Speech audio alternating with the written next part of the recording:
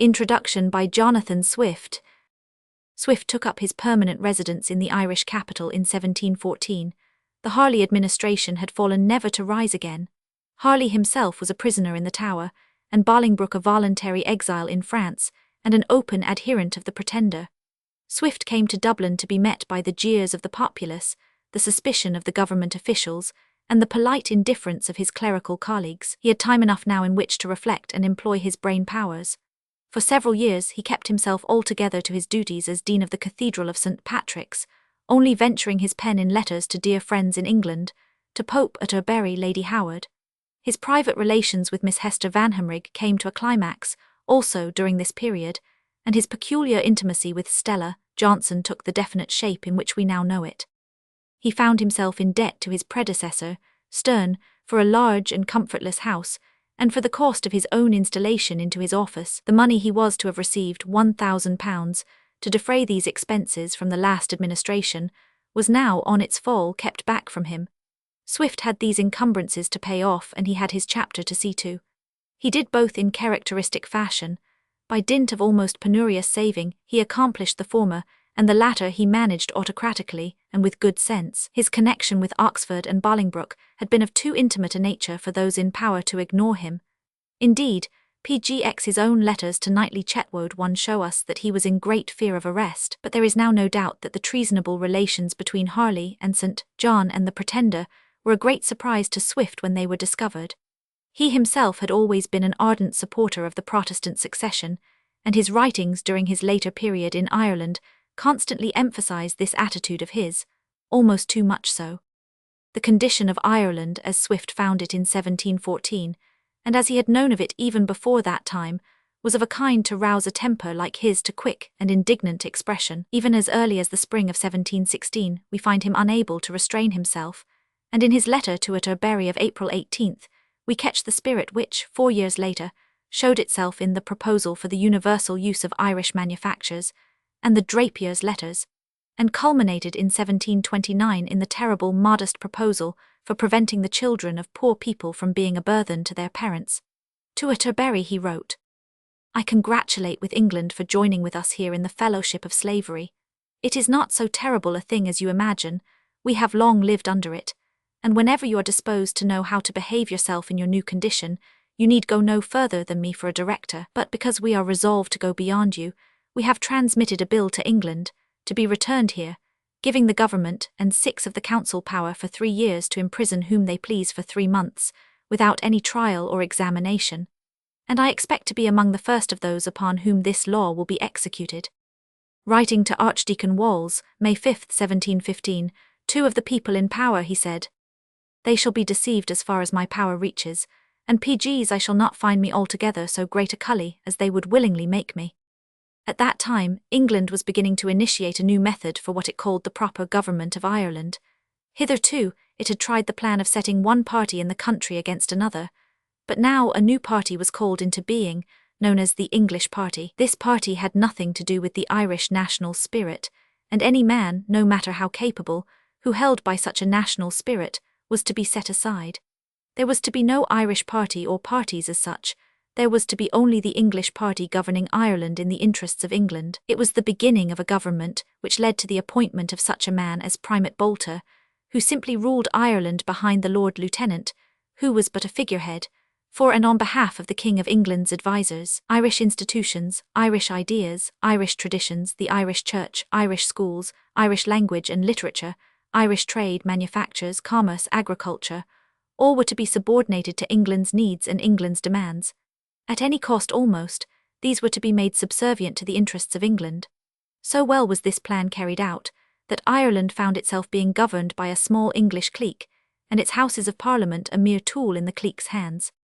The Parliament no longer represented the national will, since it did really nothing but ratify what the English party asked for, or what the King's ministers in England instructed should be made law. Irish manufactures were ruined by legislation. The commerce of Ireland was destroyed by the same means. Her schools became practically penitentiaries to the Catholic children, who were compelled to receive a Protestant instruction. Her agriculture was degraded to the degree that cattle could not be exported nor the wool sold or shipped from her own ports to other countries. Her towns swarmed PG Roman 12 with beggars and thieves, forced there by the desolation which prevailed in the country districts, where people starved by the wayside, and where those who lived barely kept body and soul together to pay the rents of the absentee landlords. Swift has himself, in the pamphlets printed in the present volume, given a fairly accurate and no exaggerated account of the miserable condition of his country at this time, and his writings are amply corroborated by other men who might be considered less passionate and more temperate. The people had become degraded through the evil influence of a contemptuous and spendthrift landlord class, who considered the tenant in no other light than as a rent-paying creature. As Roman Catholics, they found themselves the social inferiors of the ruling Protestant class. The laws had placed them in that invidious position. They were practically without any defense. They were ignorant, poor, and half-starved. Thriftless like their landlords, they ate up in the autumn what harvests they gathered, and begged for their winter's support. Adultery and incest were common and bred a body of lawless creatures, who herded together like wild beasts and became dangerous pests. Swift knew all this. He had time between the years 1714 and 1720 to find it out, even if he had not known of it before. But the condition was getting worse, and his heart filled, as he told Pope in 1728, with a perfect rage and resentment at the mortifying sight of slavery, folly, and baseness about me, among which I am forced to live. He commenced what might be called a campaign of attack in 1720, with the publication of his tract entitled A Modest Proposal for the Universal Use of Irish Manufactures. As has been pointed out in the notes prefixed to the pamphlets in the present volume, England had apparently gone to work systematically to ruin Irish manufactures. They seemed to threaten ruin to English industries, at least so the people in England thought. The pernicious legisla PG Roman 13 Tian began in the reign of Charles II, and continued in that of William III. The Irish manufacturer was not permitted to export his products and found a precarious livelihood in a contraband trade. Swift's proposal is one of retaliation. Since England will not allow Ireland to send out her goods, let the people of Ireland use them, and let them join together and determine to use nothing from England.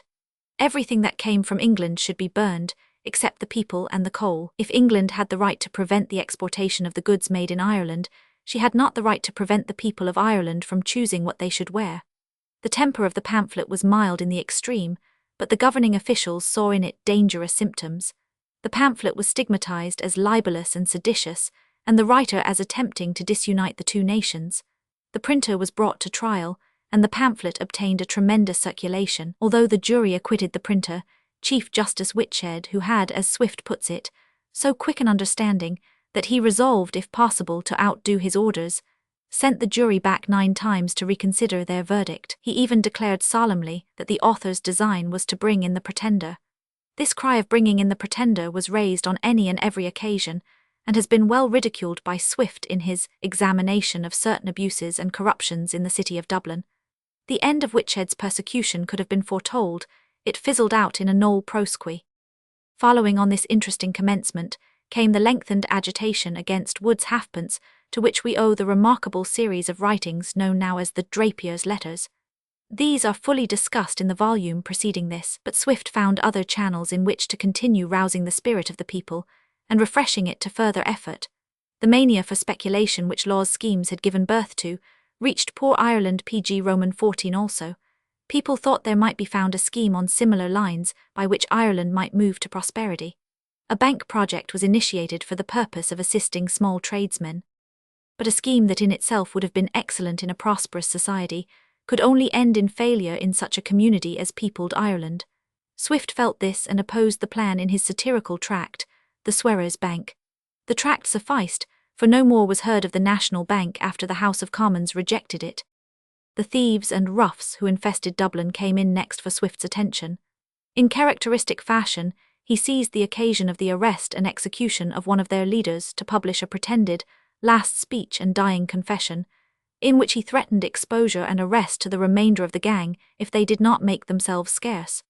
The threat had its effect, and the city found itself considerably safer as a consequence. How Swift pounded out his rage and resentment against English misgovernment may be further read in the story of the injured lady. And in the answer to that story, the injured lady is Ireland, who tells her lover England of her attractions and upbraids him on his conduct towards her. In the answer, Swift tells the lady what she ought to do, and hardly minces matters. Let her show the right spirit, he says to her, and she will find there are many gentlemen who will support her and champion her cause.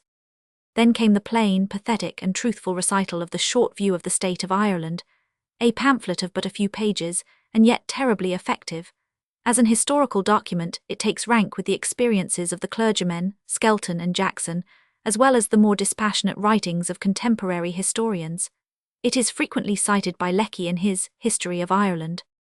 What Swift had so far left undone, either from political reasons or from motives of personal restraint, he completed PG Roman 15 in what may, without exaggeration, be called his satirical masterpiece. The modest proposal for preventing the children of poor people from being a burthen to their parents. Nothing comparable to this piece of writing is to be found in any literature, while the mere fact that it came into being must stand as one of the deadliest indictments against England's misrule. Governments and rulers have been satirized time and again, but no similar condition of things has existed with a Swift living at the time. To observe and comment on them, the tract itself must be read with a knowledge of the Irish conditions then prevailing. Its temper is so calm and restrained that a reader unacquainted with the conditions might be misled, and think that the author of Gulliver's Travels was indulging himself in one of his grim jokes. That it was not a joke its readers at the time well knew, and many of them also knew how great was the indignation which raged in Swift's heart to stir him to so unprecedented an expression of contempt. He had, as he himself said, raged and stormed only to find himself stupefied. In the modest proposal, he changed his tune and, with raillery to nettle, set your thoughts upon their mettle. Swift has been censured for the cold-blooded cynicism of this piece of writing, but these censurers have entirely misunderstood both his motive and his meaning. We wonder how anyone could take seriously a proposal for breeding children for food purposes, and our wonder grows in reflecting on an inability to see through the thin veil of satire, which barely hid an impeachment of a ruling nation by the mere statement of the proposal itself. That a Frenchman should so misunderstand it, as a Frenchman did, may not surprise us, but that any Englishman should so take it argues an utter absence of humour and a total ignorance of Irish conditions at the time the tract was written. But history has PG Roman 16 justified Swift, and it is to his writings, rather than to the many works written by more commonplace observers, that we now turn for the true story of Ireland's wrongs, and the real sources of her continued attitude of hostility towards England's government of her.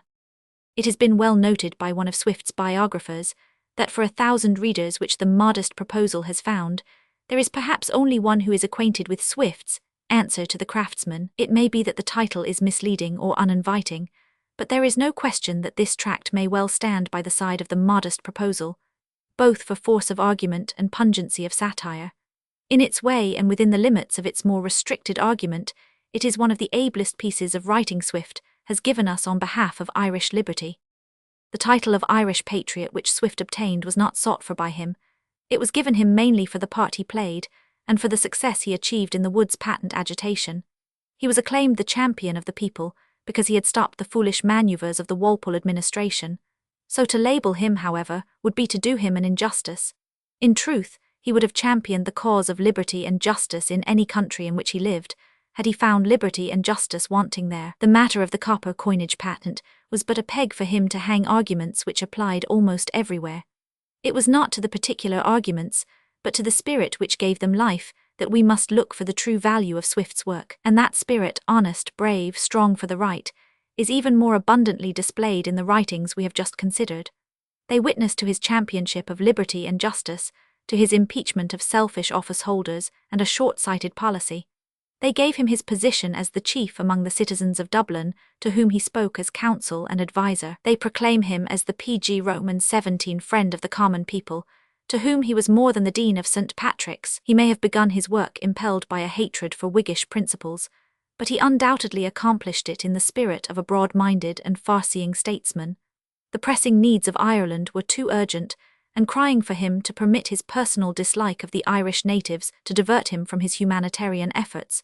If he hated the beggar, he was ready with his charity. The times in which he lived were not times in which, as he told the freemen of Dublin, to expect such an exalted degree of virtue from mortal men. He was speaking to them of the impossibility of office-holders being independent of the government under which they held their offices. Blazing stars, he said, are much more frequently seen than such heroical virtues. As the Irish people were governed by such men, he advised them strongly to choose a parliamentary representative from among themselves. He insisted on the value of their collected voice, their unanimity of effort, a consciousness of their understanding of what they wished to bring about. "Be independent" is the text of all his writings to the people of Ireland. It is idle to appeal to England's clemency or England's justice. It is vain to evolve social schemes and utopian dreams. The remedy lay in their own hands if the people only realized it. Violent zeal for truth, Swift noted in one of his thoughts on religion, has 100 to 1 odds to be either petulancy, ambition, or pride. Examining Swift's writings on behalf of Ireland by the criterion provided in this statement, we must acquit him entirely of misusing any of these qualities. If he were bitter or scornful, he was certainly not petulant. No one has written with more justice or coolness. The temper is hot, but it is the heat of a conscious and collected indignation. If he wrote or spoke in a manner somewhat overbearing, it was not because of ambition, since he was now long past his youth, and his mind PG Roman 18 had become settled in a fairly complacent acceptance of his position. If he had pride, and he undoubtedly had, it was nowhere obtruded for personal aggrandizement, but rather by way of emphasizing the dignity of citizenship and the value of self-respect. Assuredly, in these Irish tracts, Swift was no violent zealot for truth. Indeed, it is a high compliment to pay him, to say that we wonder he restrained himself as he 999. Swift, however, had his weakness also, and it lay, as weaknesses generally lie, very close to his strength. Swift's fault as a thinker was the outcome of his intellectuality. He was too purely intellectual. He set little store on the emotional side of human nature. His appeal was always to the reason. He hated cant, and any expression of emotion appealed to him as cant. He could not bear to be seen saying his prayers. His acts of charity were surreptitious and given in secret with an affectation of cynicism, so that they might veil the motive which impelled them. It may have been pride or a dislike to be considered sentimental, but his attitude owed its spring to a genuine faith in his own thought. If Swift had one pride more than another, it lay in a consciousness of his own superiority over his fellow mortals. It was the pride of intellect, and a belief that man showed himself best by following the judgments of the reason. His disgust with people was born of their unreasonable selfishness, their instinctive greed and rapacity, their blind stupidity, all which resulted for them in so much injustice. Had they been reasonable, he would have argued, they would have been better and happier. The sentiments and the passions were impulsive, and therefore unreasonable. Swift seemed to have no faith in their elevation to a higher intellectual plane, and yet he often roused them by his very appeals to reason. His eminently successful Drapier's Letters are a case in point, yet we question if Swift were not himself surprised at their effect. He knew his power later PG Roman 19 when he threatened the Archbishop of Armagh, but he, no doubt, credited the result to his own arguments, and not to the passions he had aroused. His sense of justice was the strongest, and it was through that sense that the condition of the people of Ireland appealed to him. He forgot, or he did not see, that the very passion in himself was of prime importance, since it was really to it that his own efforts were due. The fine flower of imagination never blossomed in Swift. He was neither prophet nor poet, but he was a great leader, a splendid captain, a logical statesman. It is to this lack of imagination that we must look for the real root of his cynical humor and satirical temper. A more imaginative man than Swift, with much less power, would have better appreciated the weaknesses of humanity and made allowances for them. He would never have held them up to ridicule and contempt, but would rather have laid stress on those instincts of honor and nobility which the most ignorant and least reasoning possess in some degree. Looking back on the work Swift did, and comparing its effect at the time with the current esteem in which he is held in the present day, we shall find that his reputation has altogether changed. In his own day, and especially during his life in Ireland, his work was special, and brought him a special repute. He was a party's advocate and the people's friend. His literary output, distinguished though it was of secondary importance compared with the purpose for which it was accomplished. He was the friend of Harley, the champion of the Protestant Church, the Irish patriot, the enemy of Whiggism, the opponent of nonconformity. Today all these phrases mean little or nothing to those who know of Swift as the author of A Tale of a Tub and Gulliver's Travels. Swift is now accepted as a great satirist, and admired for the wonderful knowledge he shows of the failings and weaknesses of human nature. He is admired but never loved. The particular occasions in his life PG Roman 20 time, which urged him to rouse passions, mean nothing to us, They have lost the aroma of his just indignation and are become historical events. What is left of him for us is the result of cold analysis and almost heartless contempt. How different would it have been had Swift allied his great gift as a writer to such a spirit as breathes in the Sermon on the Mount. But to wish this is perhaps as foolish as to expect dates to grow on thistles. We must accept what is given us, and see that we, at any rate, steer clear of the dangers mapped out for us by the travellers of the past.